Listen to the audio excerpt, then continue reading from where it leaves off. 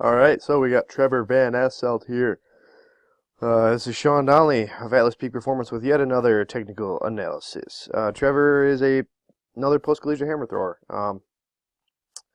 Uh, I think his goal is to make the 2020 Olympic trials. So that'd be awesome, man. Love to see you there. Keep working.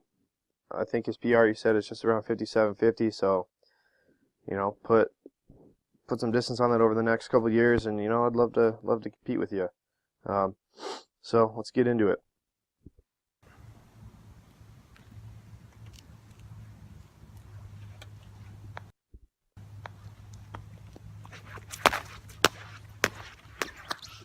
Yeah. So just right off the bat, dude, just slow everything down. Um, you're trying to start fast and finish faster, and it doesn't really ever work out that way in the throwing events. Usually, if you try to go 100% balls out from the start, you're gonna end up just decelerating somewhere throughout the throw, and you're not gonna end up throwing as far as you could. Rather than a nice smooth, slow to fast is what I always say. Slow to fast acceleration.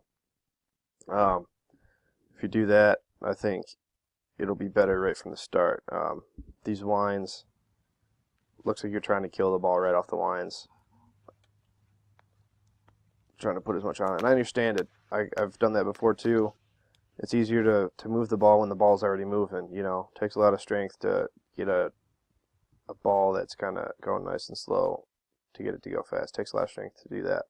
So, but looking more closely, honestly, besides the speed of the winds, the positions aren't bad. You're turning back. You have a nice step up. But I think here, this left shoulder kind of cuts it off, and I think this is the problem with doing super, super fast winds. This left arm straight, you're already up in that left shoulder before the throw even starts, really.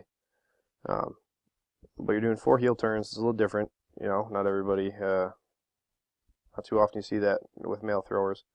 But here, I'd like to see you work the right side, this right knee into the left, whereas you can see this left side opens and that right side is just kind of left behind. And your head, you keep your head back. I'm not against that. I'm not for that. It's whatever. I've never done it myself. I usually try to look at the ball. And later in the throw, I think that cue where you keep your head on the ball, where you keep your eyes on the ball, would help you out. But yeah, so like come through the entry, work this right side into the left. Your left side is kind of opening up and leading the throw already. Like I said, even in the winds with that left shoulder, here with the left leg and left side all together. And then this right leg just kind of gets left behind and it's kind of inactive. I'd like to see like I said, the right side work into the left, pick that knee up and drive active into the next throw where you come around and you land, and this catch is just at 90 or 270. Maybe just a little bit before, maybe a little after, hard to tell, but it looks like you come around just a little bit too. Rather than catching just with this right foot a little bit in front of the left, it looks even, hard to tell from this angle, but and then here, this catch position, you can see you're just a little bit bent over, and that'll affect you later in the throw. If you get bent over like this, you get pulled just a little bit forward, literally like an inch forward will make a difference in the throw. And then your low point will start to shift left, and I think you'll see that as we proceed. So you're coming around just a little bit, crashing a little bit. Low point starts to shift. Like right here, you're nice and centered. Like this looks pretty solid. But your head peeks around. This is what I'm talking about. Keep your head on the ball. Keep your eyes on the ball.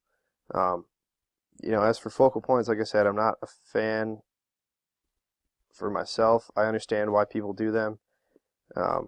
Or why people focus on focal points, but I've never been a fan, and this is why, because when you get that head opened up to 180 already, your left side's ahead of the ball, you're pulling, and then this right leg kind of drags behind.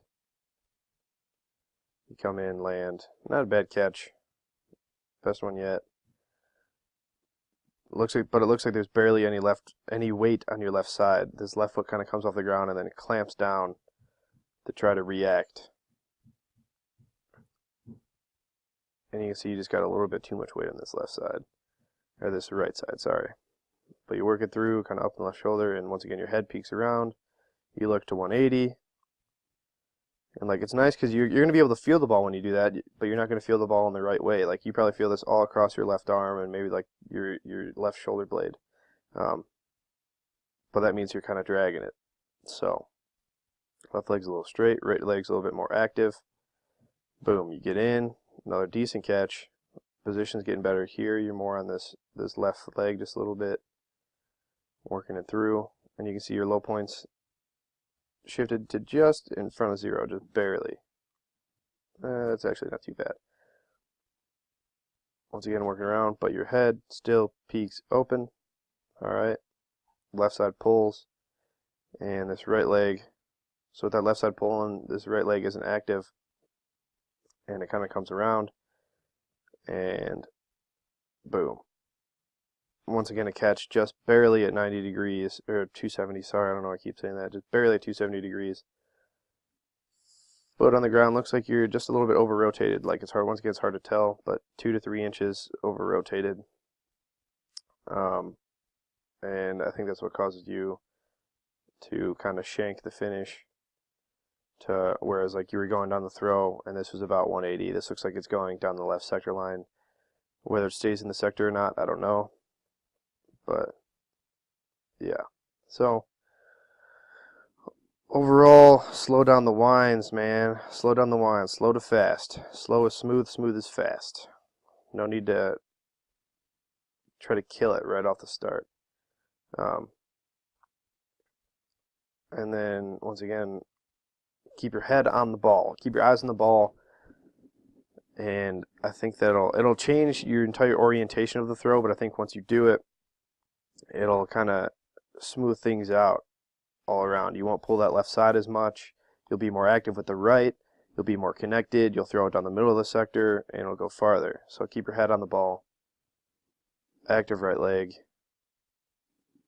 And that's the biggest thing. I think if you keep your eye on the ball, it'll balance out the throw a lot more. Like when you pull your head and you pull your left side, you have too much weight on your right side when you land, and it kind of just throws everything off a little bit. Work that ball around, get that direction to 180 going, instead of pulling that left side. Work that right side more. And I think you're well on your way to setting some PRs in the future. So, yeah. Get your own technical analysis. Go to www.atlaspeakperformance.com under our products and services pages. Shot put, hammer, weight discus, I do it all. Just $10. So, you know, what are you waiting for? Go get your own technical analysis right now. Do it. Do it now. And then follow us, please, on Facebook.com/AtlasPeakPerformance, Instagram @AtlasPeakPerformance, Twitter @AtlasPeakPerf. And then follow my own personal accounts for more frequent updates on my own training and what I'm just doing in my life. So that's at SDThrows on Instagram, on Twitter, and add me on Facebook if you really want to. So yeah, thanks for watching. Please like this video and subscribe. Share it if you thought it was helpful for you. I don't know. Have a great day. Peace out, guys.